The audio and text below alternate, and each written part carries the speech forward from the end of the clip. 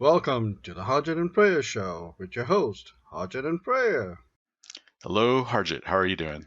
Hello, Prayer. I'm good. Man, it's April Fool's, and I got a call.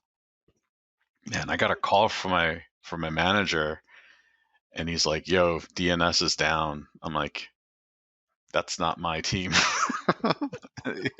He's like, "Oh, no, no, no, I know, but it's more than just one single team." I'm like, "Okay." So I joined the Zoom, and for me, if it's an on-call issue, it doesn't mean when I'm on call, I'm not constantly checking email for No. stuff that's down, right? Mhm. I'll get a call from operations or my manager saying something is wrong. Right, So right. I hop on and there's a bunch of folks there. I'm like, are you all messing with me? Because it's April Fool's. They're like, oh no, like Yeah. Microsoft DNS is like down and there's a bunch of stuff messed up. I'm like, oh It was snap. at the end of the day, too. It was, yeah. It was really, yeah. Yeah, so that was kind of a weird way to start my on-call rotation at 5 o'clock is when Yeah. it started. So it was like, man, what a strange way to end the day. So Yeah, when I saw that, I started posting it in several places just to keep people informed, right? Hey, in case you're wondering, this is what's going on. And then someone made a comment about, oh, April Fools, well played, Microsoft, well played. yep. But it Like, was funny to see all the services that were down, like Minecraft. I think I saw Fortnite. Fortnite was down. I don't know if that's accurate or not. Yeah, so it was interesting. I'm really curious about the root cause analysis that we'll eventually get to see what the yeah, deal yeah. what the Yeah, deal we was. had some users started flooding the our emails with, "Hey, Teams is down," or I was in, live events is not working and stuff like that. Well, wait, what's going on? Oh, okay, there is a global issue. All right. Yep. So, Yeah. anyways, yeah, that's good. So, we got a few things we want to talk about today. I think it's going to be really exciting. So, hit it up. So exciting. All right. So this was an interesting thing that I noticed in my email coming from the message center in our tenant.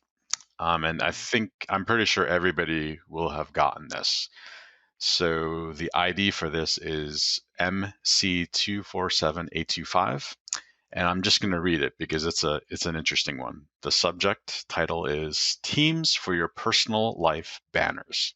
That's why it caught my eye. I'm like, what? To inform users about the new productivity features and the ability to sign in with different accounts, we will show a banner in the activity feed for Teams mobile app users. It's going to begin at the end of April and will be completed by the end of December. Okay. How will this affect your organization? Once the change has rolled out to your tenant, users will see a banner in their activity feed saying that they can add a personal account to their Teams app on their mobile device. If you have previously disabled the ability to add additional accounts, users will not see the banner.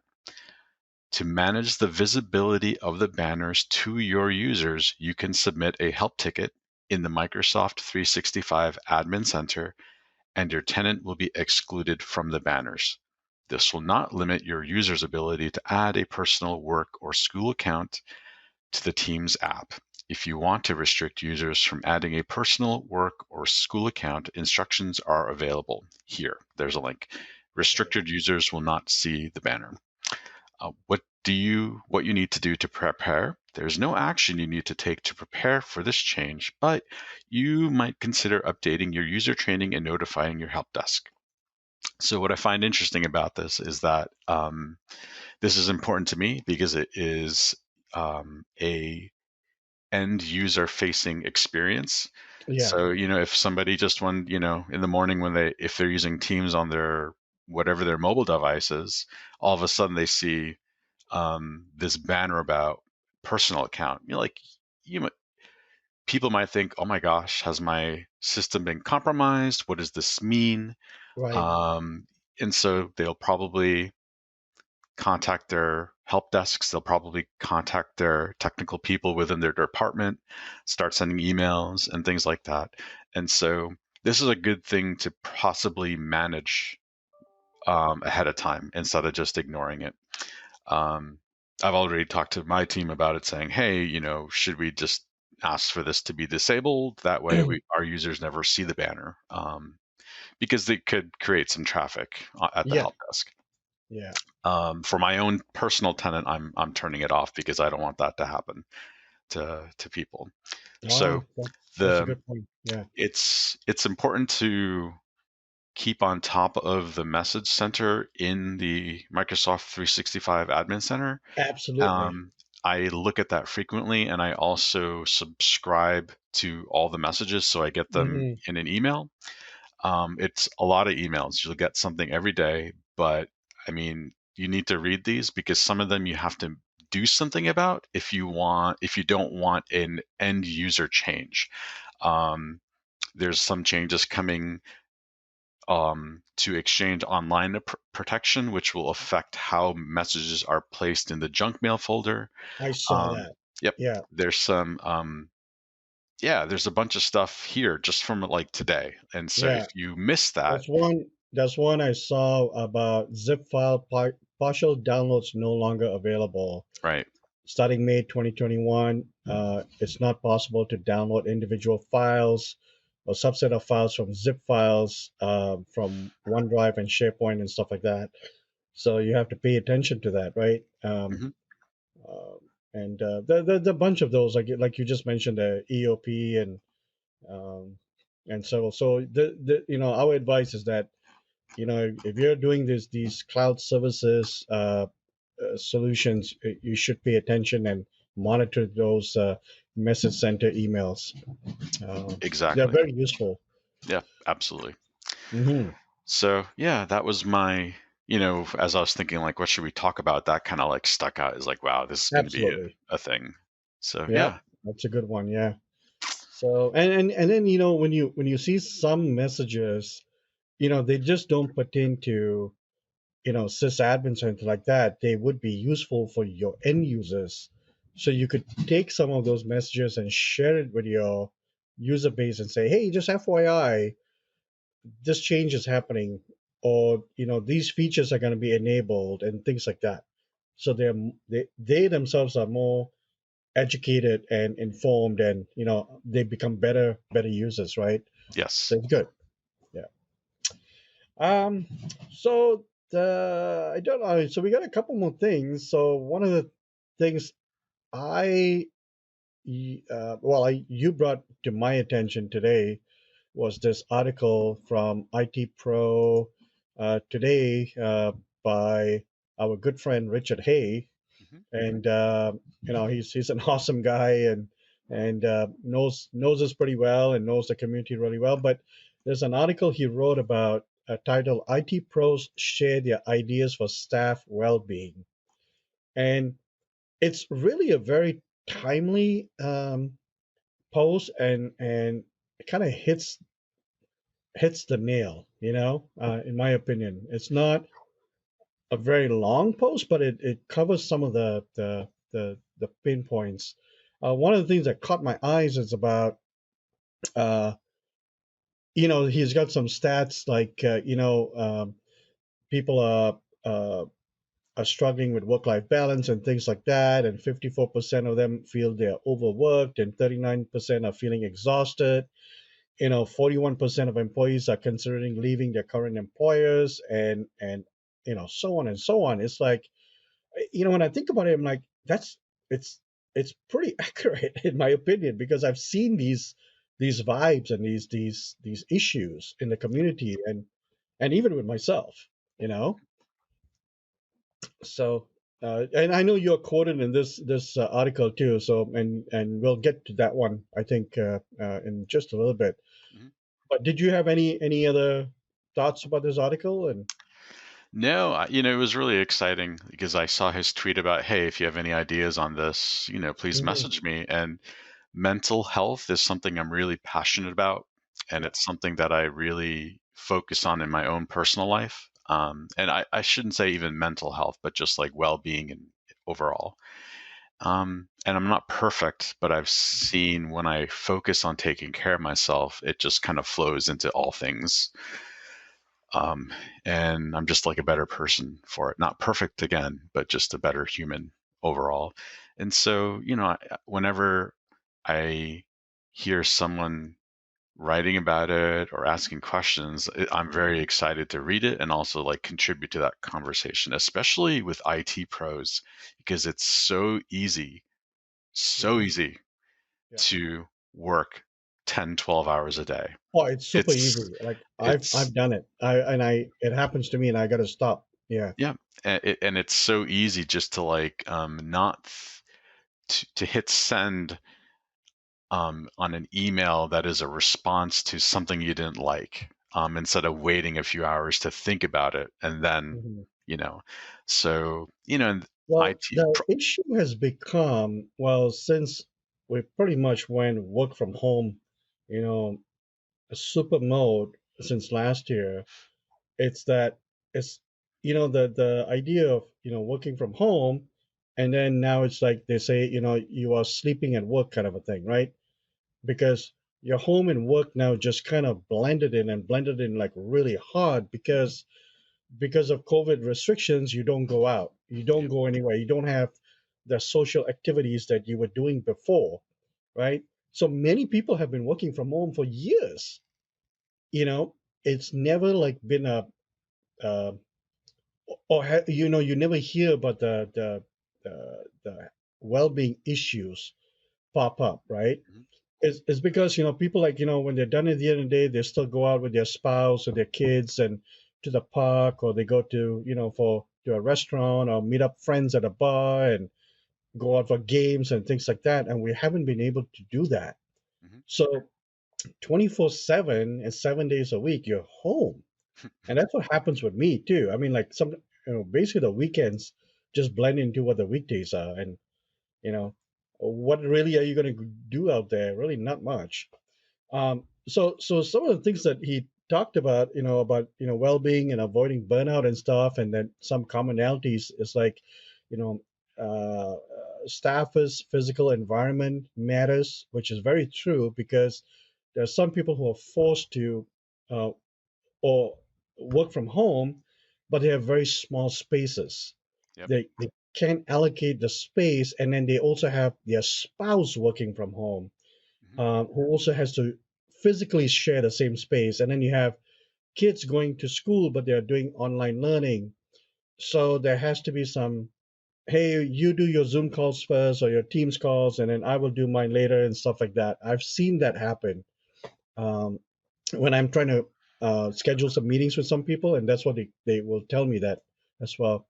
yeah, Um, and then and you just touched upon this about the sense of control over their time. Well, yeah, it's true because you just sit there and you just next thing you know, it's like 7 o'clock in the evening. You're like, wait, I thought it was just 4 o'clock, or I thought it was just 5 o'clock. You just kind of like there's no sense of time and of work yeah, and then about physical space and all that stuff about your exercise and your mantras and your so there are quotes from various people, various IT people, I guess, that Richard has done. They talked about under promise and over delivering.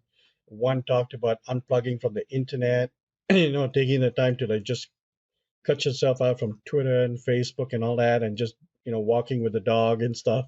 mhm, Another one very good point is about start exercising, and that's something that I had started like later on in my work from home time yeah, frame. mhm, um, and then uh, I have the challenge of the severe winters, and I don't like winter, so I try not to go out. So mhm, I had to figure out how to do those exercises. And speaking of exercises, I just bought myself one of those Peloton type bikes. It's no not a way. Peloton, but it's one of the competitors. Yeah, Okay. it's actually sitting in the garage. It just arrived 2 days ago, but it's wicked heavy. Like I can't even move that box. It's that heavy. So Oh, wow. I gotta this weekend I have to take it apart and bring piece by piece inside because it's super heavy. So anyway, so that's one of my things that I'm doing. That's cool. Yeah. And then you talk about in this article, you talk about having a good night's sleep. And I think you can do more justice than I can about this. Yeah, for a really, really long time, I just slept for 5 hours a night. Hmm. And at some point, I just realized this is I came to this realization pre-pandemic that, man, I'm just like struggling to stay awake. I'm having to take walks at work to kind of stay awake and stuff like that. And I wasn't really like a coffee drinker or anything like that. But even like starting to drink coffee or tea, it didn't really help. So Okay. then what I started doing is trying to figure out, okay, like what's the best, what do I need to adjust because I don't like the way I feel. And I started with like figuring out how much sleep I need. And so 8 hours was too much, because like for that last half hour I was just awake. And Okay. seven hours is too little. So I have a bedtime and I have a wake time, and I really try hard. Well, this last week has been a little off. Between seven Actually, and ever eight. since like daylight savings, I've Oh been a little yeah. bit. Yeah. I've been a little weird. Um, but yeah, I've just noticed that number one, like when you sleep, your brain is actually organizing all the things you need to remember. And so if you're not getting the correct amount of sleep, which it's going to be for adults, like somewhere between 7 to 9 hours of sleep, you have to figure it out for yourself. Like, and so like you will remember things a lot easier. You'll have more energy, you'll have more focus. And because you're not as tired, you're getting more done in a short amount of time. And so it's like a very important thing to me is like, okay, I have to be asleep. I wear a sleep mask. I've worn a CPAP for like 7.5 years. I'm Yeah, sorry, me more too. like 15 More than years. that. I've been Yeah, wearing a like CPAP 15 for years. long. Sorry. What else do I do? I also have um, uh, a machine that makes like a noise. A It's white like noise. it's a yeah, not white noise. It's actually like nighttime sounds of frogs chirping. Because when I grew up, I lived in an area where you heard frogs at night, and at night I could hear them through the windows. That's cool. That's And cool. so Yeah. it's like something that I have going at night that help me fall asleep. And it also Yeah. covers up like cars going by. And my phone is in airplane mode unless I am on call, because I don't want to get any kind of notification Good whatsoever. point. And the latest thing I've done is, I recently brought an inexpensive Android Wear watch, and what it does is it is at night it's talking to my phone, and when it detects like I'm in the right sleep zone, it'll start waking me up. And so yeah, it's really really cool. And so when I wake up, I'm like, I'm okay, I'm awake. And so instead of like a hard Okay. wake up at, whatever time you go, there's like a 20-minute window that it's trying to figure out. Because what scientists have discovered is that, let's say your alarm Hmm. is set at 7 o'clock. Um, if you wake up and you hit snooze, it takes, when you start the sleep cycle, it takes like 45 minutes for you to kind of like go through that. And so what this app does is it's trying to figure out, okay, where are you in the sleep cycle where waking you up, you're not going to feel groggy. It's very interesting. And I've noticed a huge Wow. difference with Okay. that. Okay. And That's cool. it vibrates on my wrist. And I feel it. And I just, because I'm already in that zone where I am aware of my environment, it wakes me up. Yeah. Yeah. Um, Yeah. Yeah. yeah. So it's Yeah. pretty I cool. use an Apple Watch, and that's how I wake up. I set my alarms on my watch, and I don't have that clock or anything like that. I used to use my phone in the past, but now I'm like, silence it down, and then my watch will just vibrate, and I know it's time. So, Yep. Yep. but that's cool. That's cool. So the other thing, you covered some really good points about sleep, but the other thing that it also helps is to uh, uh, avoid uh, health issues like diseases, right? Um, for example, they talk about high blood pressure or you know all sorts of things, diabetes and all that stuff. Like you need to have that rest in order for your body to do. what it needs to do, right? Yes. And So there's so many people that when I talk about this, they're like, "Oh, no, no, no, I'm fine with 5 hours of sleep a night." I'm like, sleep for 7 hours a night for 2 weeks, and then answer that question again. good point. Yep, Yep, good and point. and see if you think you still can survive on 5 hours of sleep. Yeah, So, yeah. yep, So so speaking of sleep and sleep apnea and stuff, I'm talking about, oh my God, like probably 20 years ago, whatever. I remember, going to work and driving to work. Here I've slept all night. Well, obviously tossed and turned, and I didn't realize I wasn't really sleeping, and my body wasn't getting enough oxygen. My oxygen level was so low, right? So here you get up in the morning, you have your coffee and your toast and everything, you hit the road, and you're falling asleep. You're like, oh my God. oh my And gosh, then you get to work and you're working and you're fixing machines and stuff, and you're like literally, you're like, oh my God, anybody seeing me here, whatever. And this went on for a while, and then my wife said, hey, you got to get checked out. So I got to check out, and oh, you need to do a sleep study. And then they said, yep, you have severe sleep apnea. I mean, I think my oxygen level was really low at night, like it was like 70% or something. It was crazy low. holy cow. Yeah. So no wonder I wasn't getting, and then the hesitation to use a sleep apnea machine, like one of the, right? It's like, what is the hell is this? But once you get used to it, once you start using it, you can't live without it. I mean, Nope. it's night and day difference. Oh my God, Hmm. So, Yeah, uh, that the CPAP is CPAP, not yeah. about stopping your snoring. No, That's just a side effect. It's about yes, making sure you don't die in your sleep, yeah, honestly. yeah, So, yeah. yeah.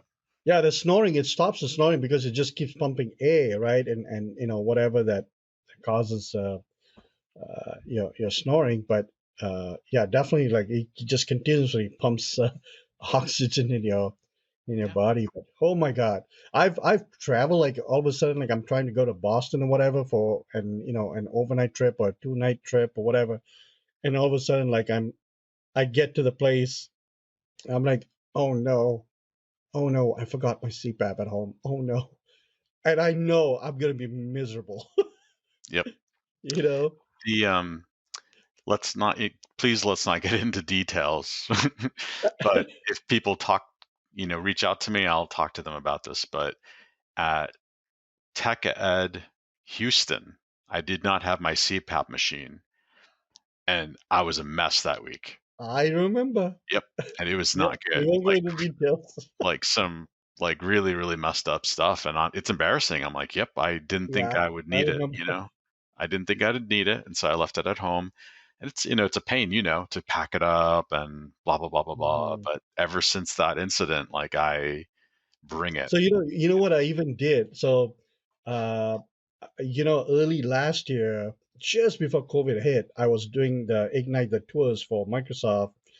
So I had the opportunity to travel to Europe and Dubai and South Africa and stuff. And I was calculating the flight times, and they were like overnight flights. I said, well, one, I'm going to deal with jet lag, and two, I'm not going to be able to sleep on the plane, and if I sleep, I'm going to be snoring like crazy, Hmm. and I'm going to be gagging and stuff. So I'm like, I'm going to bring my CPAP. So I did some research. Yeah, sure, you can use your CPAP on a plane. They got Absolutely. plugs and stuff. And I said, you know what? The chances of maybe a plug not being available, I'm going to look at battery packs. And sure enough, on Amazon, there is a very slim battery pack that you can get that would last about 10 hours. So I'm like, perfect, let's do this. You know, so I bought that. And I'm telling you, I had like 12-hour flights, I had 17-hour flights and whatnot. Slept like a baby up. After my meals, plugged the thing in. I didn't care what I look like. Hmm. I, you know what? If you don't like how I look, don't look at me. Because I'm Exactly. right. Yep. I put it on, I put the blanket over me, and next thing I know, it's like, wow, 8 hours later, oh, really? It's gone, Mhm. So, yeah, it was wonderful. Yeah. I was em- Anyways, I was embarrassed by it at first, but then I was too. after a Yeah. week, I'm like, oh my gosh, I feel amazing like Yeah. this. And so, yeah. And then I found out that, It's become so common now. So among your friends and stuff, like so many people are using it. yes. So Yep. uh, I You know, I remember going. I remember going. Well, we say camping, but it's not really camping. It's more like renting a chalet, but with no electricity and stuff like that. So my brother-in-law and I both have CPAPs, and we're like, "Oh my God, we need to use it. What do we do?" mhm. So he ended up buying two portable battery things, like they're big, and basically they use for like emergencies and to charge up your car, whatever. And he bought two of those, one for me, one for him, and all that. And that's what we would use at night, plug it in, and then in the daytime we would drive down to the ranger station, plug it in there to get charged up for like That's awesome. 12 hours and so on. And then one day, at one time, I switched my CPAP machine to a newer one. Well, it only lasted 2 hours. That battery thing only lasted because it was pulling more energy out of it. Uh, The wattage was higher. okay. So I was like, oh my God. So I was then starting to use it in my car. Oh my gosh. Wow. So anyways, so That's funny. survivor. Yep. So Exactly. another thing we want to talk about, let's segue out of this health stuff, Mhm. is back to some techie stuff, some technical stuff. Um, you and some of our friends have been like uh, into this thing is the keyboards, the Deep mechanical rabbit hole, keyboards. dude. Deep It's internet rabbit hole is, I agree. I agree. man, unbelievable. So So here's my story. you know more than I do. So Back in college when the Microsoft ergonomic keyboard came out, I bought it right away because I was playing a lot of piano and I yeah. noticed that using this keyboard was awesome. So ever since then, I'm using this ergonomic keyboard. I switched over to the Sculpt when it came out. Um, and when the pandemic hit, I didn't really want to bring this, I didn't know what it would be like, and I didn't want to bring the keyboard back and forth to work Mhm. because most of the time, if I'm at home, I'm like, I'll just use the laptop keyboard. But I found like, all right, this is a little difficult to keep typing on this thing. So I started looking. I was going to get a Sculpt, but then I remembered like, that thing, it doesn't have a good build quality, and so like I didn't feel like spending a hundred bucks again to buy a keyboard that I know Mhm. eventually would wear down. So Mhm. what I ended up getting first is a Logitech MX keys, Oh, which, yep. yep. So I bought that It's a year ago. wireless, right? Yep, and it's like a really solid keyboard. It's completely wireless, as you can see. And I mean, it's just like compared to the Sculpt, it just feels really, really good, and I love it. I use it. I've used it for a year. But what happened is, in some of the discussions with my friends and stuff that I brought you into this conversation, Yeah. we started talking about mechanical keyboards. I'm like, I don't understand why anybody would want to use one of those. Like, I had one on my parents' computer and it's not that big. And they're like, dude, you don't understand how much faster you'll type, how much it feels better. I'm like, yeah, but I need an ergonomic one. And they're It's like, kind of fun too, actually. yes. Yeah. So I started looking into it, and there's different kinds of switches you can get, and there's different Yes. manufacturer switches. And so I'm like, what the heck, man? And so on YouTube, there's like so many reviews of mechanical keyboards. It's like, is this like a religion? Like, what the hell is going Yes. on? So I got so intrigued by this that when it went on sale, I bought one. And so what I decided to get it was from a company called Monoprice, which a lot of people know, and it has optical mechanical switches, and they're Yeah. blue. And what blue switches do is they have an audible click. Do you hear it? Yep. Yep. So it's like those old, Yep. okay? So that's the blue switch. And I switched to that and I'm like, oh my gosh, I'm not having any wrist issues. I'm not having any carpal tunnel issues. And I'm typing like way faster. The thing that I was worried about is if I'm doing some typing at night, like will it wake people up? Because it's pretty loud. So Right. there's this other switch, which is red, which is not as loud, but you still have that mechanical feel. And this is what it sounds like. Ah, okay.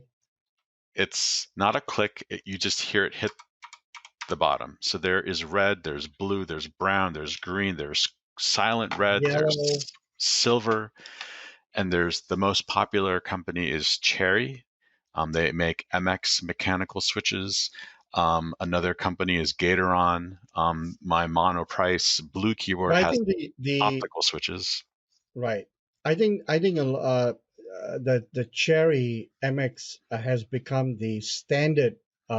Yes, Even with other companies, they're using it like the they're color emulating keyboard. Cherry. Yep. Yeah, yeah. So everything So else, everything I is I wasn't into mechanical keyboards. I know some of my coworkers, had some at work, and I could hear them click, click, click, click, click, click, click. I'm like, oh my god, whatever. And then here we are working from home, and I just kept using my laptop. The built-in keyboard, right? And I've got my dual monitors and everything like that. And then what I started noticing is that some of the keys on my laptop were were not really responsive. Like I had to you know hard press sometimes on certain keys, not all of them. And I'm like, oh, something's starting to get funky with this.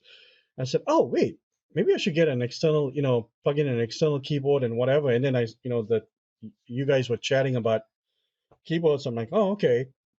And the other thing that intrigued me is that my oldest daughter Sabrina, for Christmas, when one of the things we asked her is like, what do you want for Christmas? And she said, oh, I want a mechanical keyboard. I'm like, oh really? Okay. So she did her that's own funny. research, right? And she found a site called mechanicalkeyboards.com or something like that. That's all they do, right? And she found the one that she wanted. She did the research. She says, okay, I like one of these two, either one of these two, whatever. Okay, she got it for, and she loves it, whatever. And then this whole chatter between us and all that stuff with our friends. And I was trying to order it from Amazon, and I asked you guys, and you're like, some of you guys said, oh, get the brown, and then you said, don't get the brown. And when someone said, get the red, and then someone said, don't get the red. I'm like, oh my God. Like, I just want to go somewhere and just play with it to feel and see, right? And then there's so many manufacturers. You got Razer is one of them. You got Logitech. You name it. So I decided over the weekend, a few weeks ago, I said, I can't wait for Amazon. I'll order one from Amazon, but I can't wait for it. So I went to, Walmart, and they had a bunch there, and some you could like feel it, some you couldn't. I ended up getting this one called the Steel series. This Yep. this one a brand. It seemed okay. It was pretty cheap and all that. I came back. It ended up being a long, like the full keyboard. And then when it worked. I mean, it was working. The only problem is when I was typing, I realized that each key was actually smaller than a regular size key, even though the keyboard was long. Yep. I said, "Oh man," I'm like overstep. I'm like, this is starting to get a little annoying. And then again, I did more research and all that stuff, and then I ended up getting a keyboard from Amazon, and I think you got the same keyboard, which is really freaky. Um, is this one from Red Dragon? Yep. Um, I think people can see that it's got some, colors and all that stuff. So this one here is called the 10 keyless keyboard. Why? Because you don't have the separate number pad here on the right hand side. And Yep. that's what I wanted. I didn't want the full thing. I didn't want the keys. I want something small and nice, but still have the full size keys kind of a thing, you know? Mhm. And I love it. I mean, it's very clicky, and it's been fun, you know? So is that Nice. what you got the same thing, right? Yeah, I just happened. I didn't know that you had it. I forgot the exact model. It's the I can't read it. KS52, I think. I think But so. I think that's yeah, one. you Yeah. have you have your lights on, but my mode is this. It's just when you hit the key, it slowly fades away. Um, Yeah, KS 52KR. Yeah. okay, so that's kind of what I like is that you can the like, and so there's like different lighting modes. And what's funny is that like you can get very inexpensive mechanical keyboards. This was $28, I think. They Mhm. go to hundreds of dollars. I Oh mean, yes. it's this like the keyboard world, it's like a Jedi putting a lightsaber together. It's like the ultimate thing you can do is like you build your own keyboard. And people do that. And I thought it was like this is such a stupid thing. Like, but Oh then my I like God. when I finally got one, I'm like, oh my gosh, this is amazing. But on Yeah. YouTube, there's probably thousands of reviews on keyboards. There's even like hundreds reviews on not reviews, but videos and tutorials on how to maintain your mechanical keyboard. Oh Like my once a year, God. you take your keys off, you take the solder off, you like clean everything, then you put some lubricant on everything so that everything is. Then you solder everything back on. There's hot swappable switches. So if your keyboard is hot swappable, you can actually take the switches out and you can use red, blue, whatever you want to Right. use for different, and some people like the blues on the space bar and the enter key so you can hear the click. But then they will like reds on everything else. And I think the coolest thing is that I don't have the device with me, but each mechanical keyboards will come with a keycap puller. And so Yes, they do. The Red Dragon came with that too.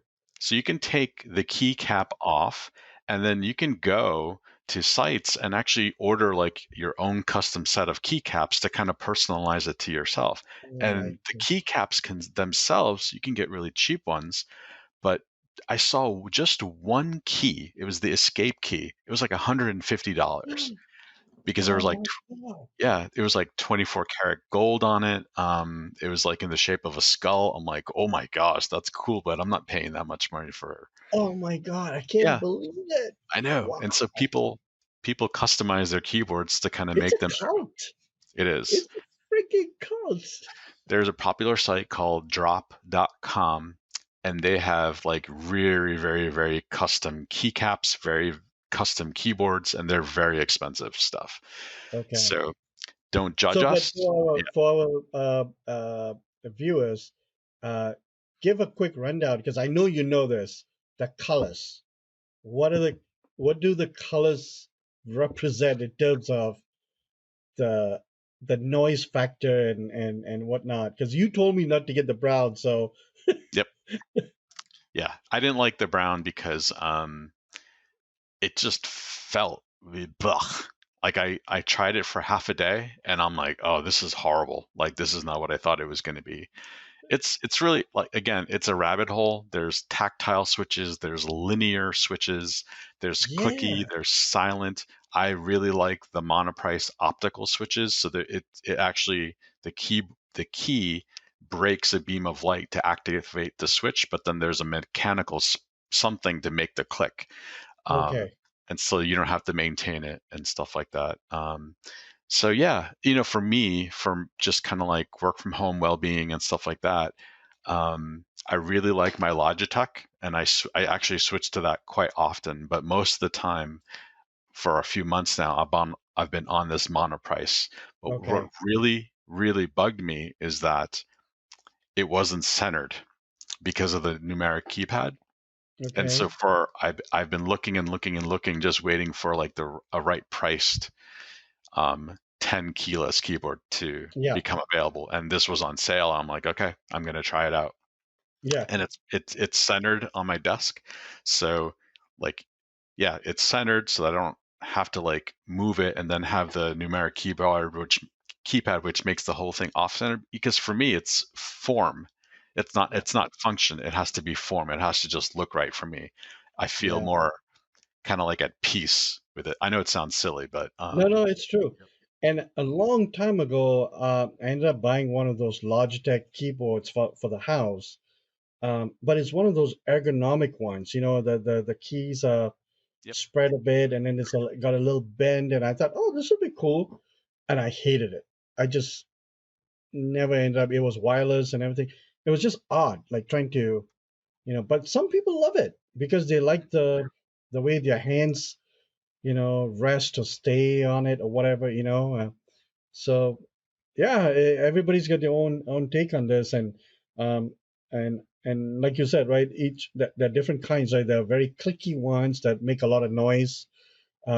So when you're typing, it's like tack, tack, tack, tack, tack, tack, tack, like a typewriter. So so if you like that, that's good. But if you have I love people it. that are very sensitive to noise in your home or even at work, then you Oh may yeah. want to avoid that, especially when you're like the cubicle areas or whatever, right? and uh, and then you got some that are, I don't know, like you said, tactile and linear, and hmm um, There's different. Each switch has a different force for actuation. There's different distance to activation, and then there's yeah, also like a distance to the bottom out, where it hits the bottom of the keyboard, and that those distances can be different. So there's a lot of things you can look into to kind of like get it super mhm, customized. It's yeah, it's interesting. It's a cult for sure, it is, and it is. I'm deep in it now. I can't believe it. Anyway, So yeah, so that's all we got. So play around with some mechanical keyboards. You'll have some fun. yes, definitely. And And just to remind you, like this is the blue. So cool. yeah, it is cool. It is cool. So, anyways, I think that's covers it for this time, right? Yep. Yeah. So let's call it. So thanks for watching, and you'll know where to find us. And I'm Harjit, and you'll find me on Twitter as at Hoorge, Hoorge. You can't even say it, dude. Oh my gosh. Anyway, I'm Prayer. You can find me on Twitter. My alias is at the IT Jedi. That's so much better than mine. Cheers. See you later.